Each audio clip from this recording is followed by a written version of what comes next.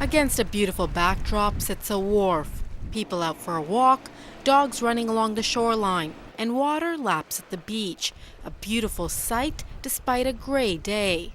It's, I think, very important. Visitors really like to go out on it. It's the fisheries on the end, satellite fisheries, is an iconic building which, when people see the design and the colour, they think of Sidney. This is the Beacon Wharf, first built in 1899, especially for the Royal Steamer Iroquois. This structure is one of the oldest in the area.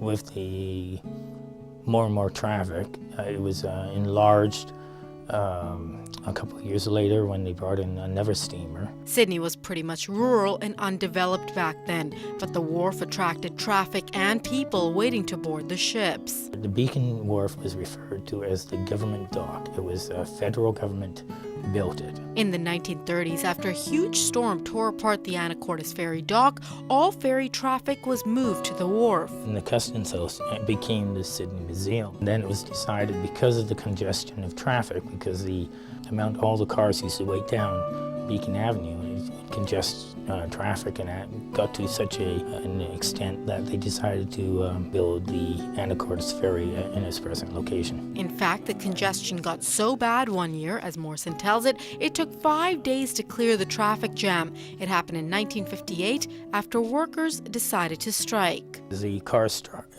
stretched all the way back to East Saanich Road and down East Saanich Road going towards Victoria.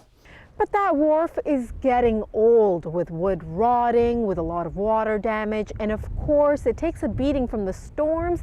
That iconic structure is in for some much needed repair. We're seeing it deteriorating now, so we're required under engineering reports to do something, and also our insurers are saying get this fixed as quickly as possible. The project is expected to take about 2 months, beginning sometime in May. We're putting in approximately 12 new pilings. Those that are badly deteriorated have to be replaced, and some cross-support members as well. The project is estimated to cost close to $300,000, but businesses like the fish market and the restaurant will take a hit. They'll have to shut down for repairs. We'll do what we can to help the businesses on the pier, of course, while it's closed down. But there's, we can only do so much as a owner of the pier itself. The work is expected to extend the life of the wharf by 5 to 10 years.